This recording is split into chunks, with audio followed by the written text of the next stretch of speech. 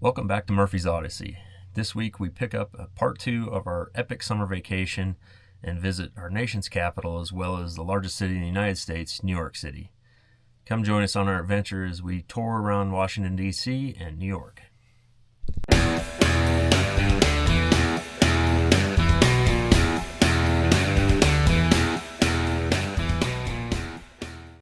When we set out to plan this journey, Washington D.C. was really kind of the focus of our trip. We'd wanted to do it for years, and we wanted the kids to be old enough to appreciate it, and so we really planned everything around that. And a lot of our trip, we spent really a day at each location, but for Washington D.C. was our first multi-day stop. We still tried to fit a lot of stuff into the 2 days that we had there, and we started with Arlington National Cemetery. Port! Arms!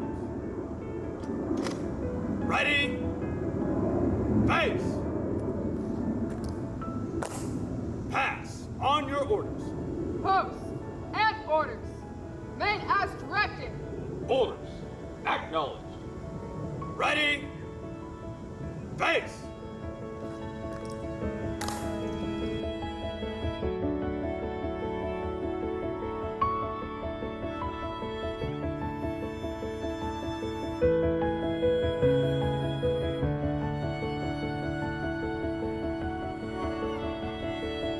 After spending about 3 or 4 hours walking around Arlington Cemetery and seeing all of the different things that we wanted to see, as well as getting our national parks cancellation stamps completed, we headed off to lunch at Ben's Chili Bowl.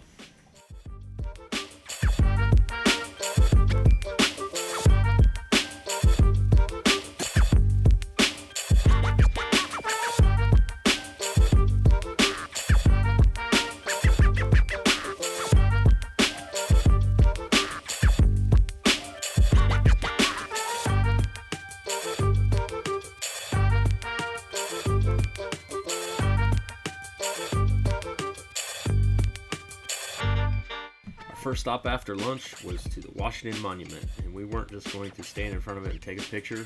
We had tickets to go up in it.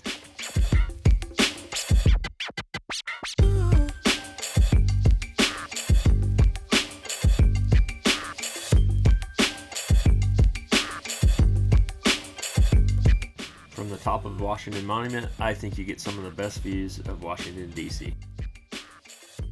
Tickets for the Washington Monument are free, however there's a $1 service fee. You can book them up to 30 days in advance. Our experience though was that you needed to do it 30 days in advance. They sell out quick. When I logged on, I think it's 10 a.m. when they go on sale, they were sold out within 5 minutes. The first day I tried, the next day I was prepared and got them right away, but it took several tries to go through it, refresh, and get them, so keep that in mind.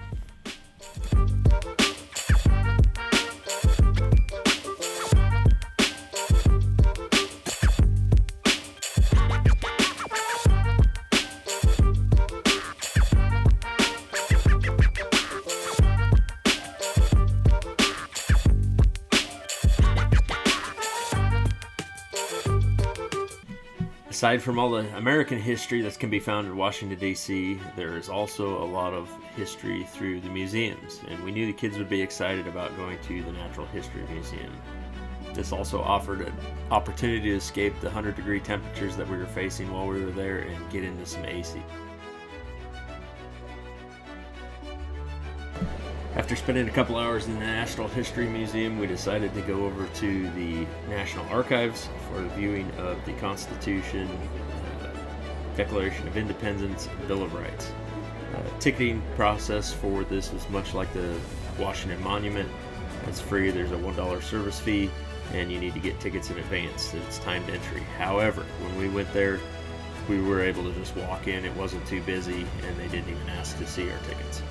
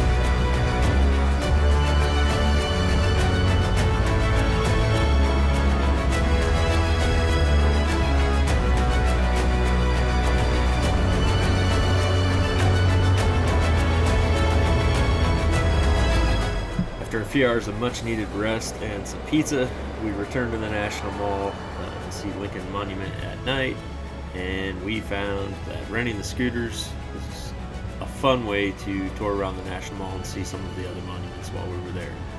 A little scary with kids that don't have experience on it though. Elizabeth gave us a pretty good scare at an intersection, so if you've never used them before, you might be cautious with kids.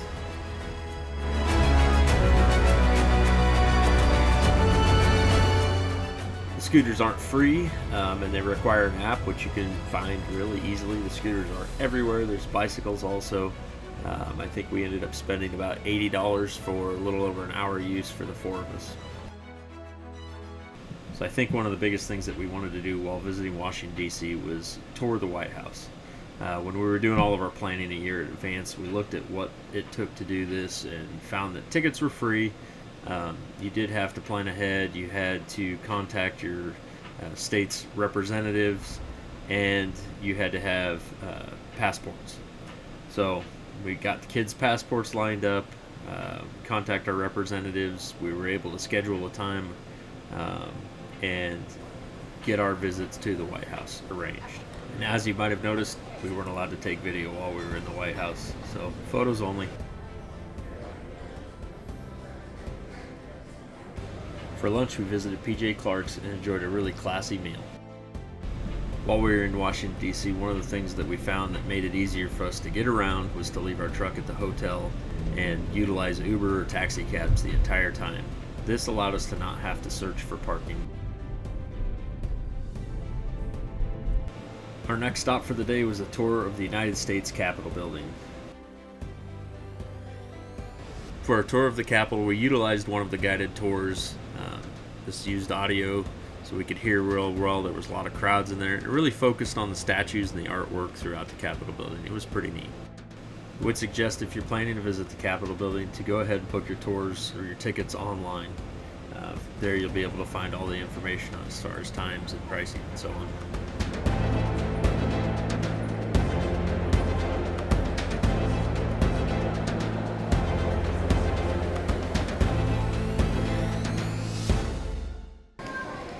Our last stop on our tour of Washington, D.C. was the Smithsonian National Air and Space Museum. We only had an hour or two left, and with some of the construction going on and about a third of the museum closed, it actually fit into our schedule quite well, and we were able to see everything in the amount of time that we had left. This museum, like many of the others, requires a time ticket, but is also free to enter. And of course, you can book that ahead of time online.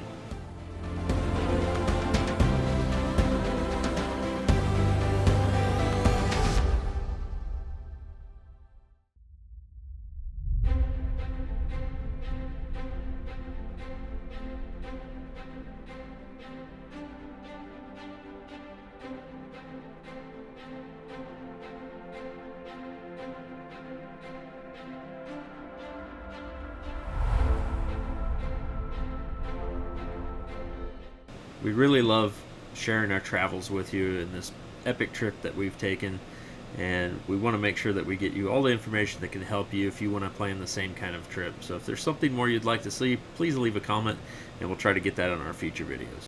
On day 8 of our epic trip, we'd be driving from Washington, D.C. to New York City.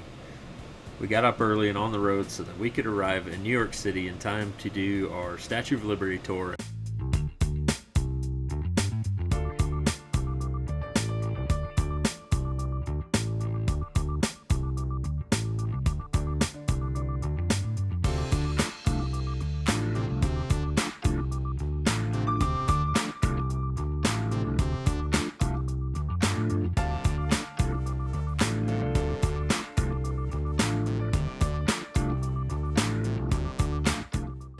I had anticipated the traffic being bad. It was a Friday. It's New York City. It's Washington, D.C. We're going through a lot of heavily populated areas in between.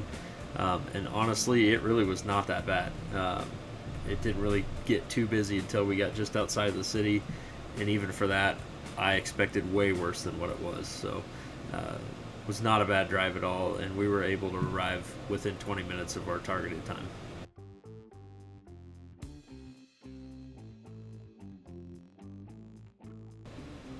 I wanted to try to plan our best for parking, so I actually booked a parking garage spot ahead of time, thinking this would get our reservation, we'd have a place to stay, the dimensions fit our truck, we should be fine.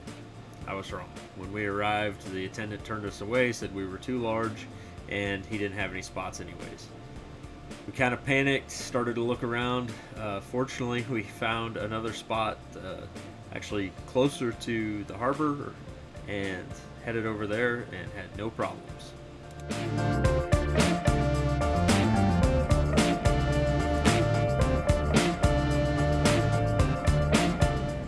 Since we arrived ahead of schedule for our Statue of Liberty ferry to Liberty Island, we decided to visit Castle Clinton National Monument, which is right on Lower Manhattan's coastline in Battery Park.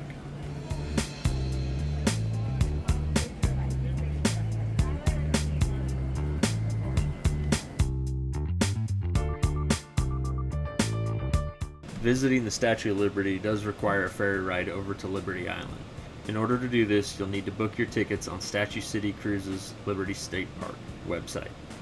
Tickets for the ferry aren't free, and beware of fake websites or other agencies offering tickets. You'll end up paying way more than what the actual price is.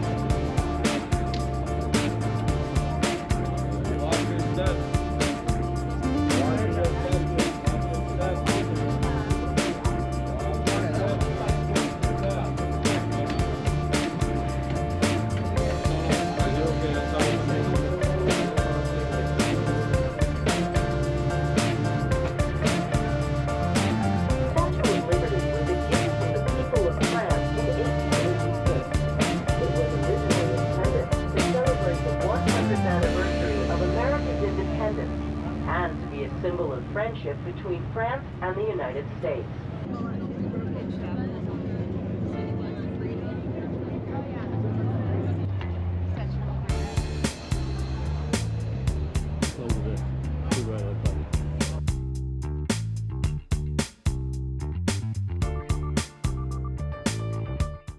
We booked the pedestal tour, which allowed us to go up just below the feet of the Lady of Liberty. Our original plan was to book to go all the way up to the top of Lady Liberty, but even doing this months ahead, tickets weren't available. So they sell out quick. I'm not sure how far out you need to try to book those. They were already gone when I tried, and I haven't gone back to look since.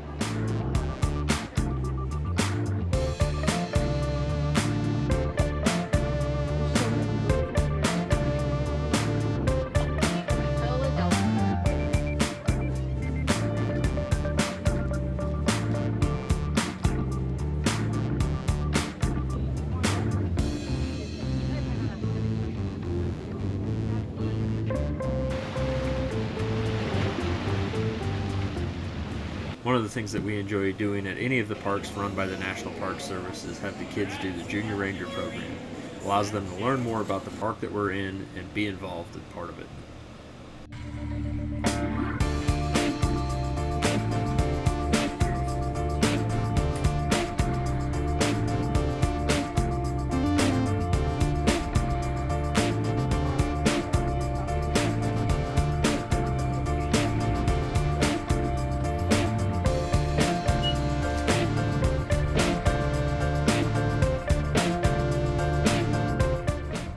Probably heard me say this, or you will hear me say this. I absolutely hate heights. It's my one and only fear in life. It just is what it is.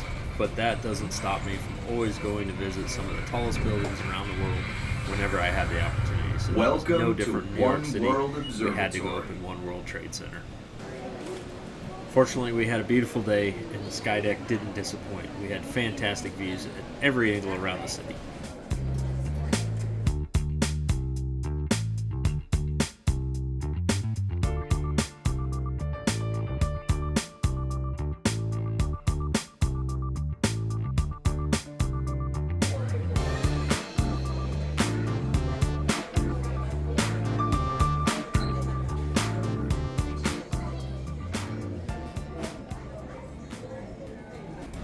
Our last stop in New York City was to the 9/11 Museum and Memorial. There isn't much I can say about this place other than you need to visit it and feel it for yourself.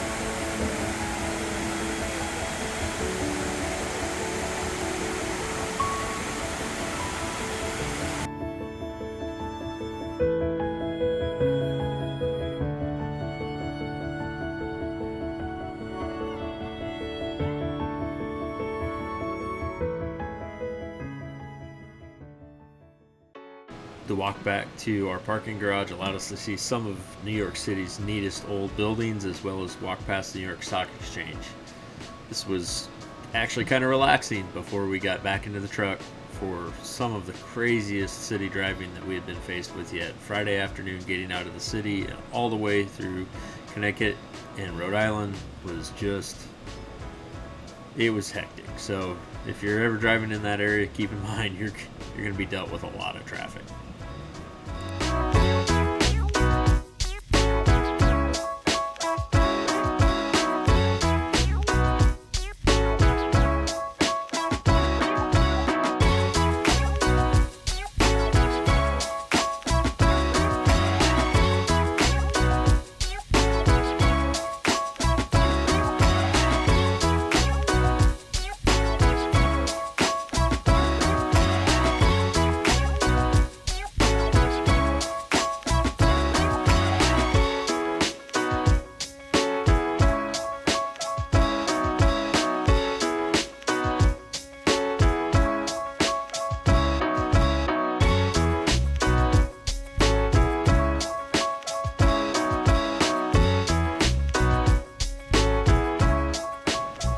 Next week as we pick up and start off in Plymouth, Massachusetts and head through Acadia National Park.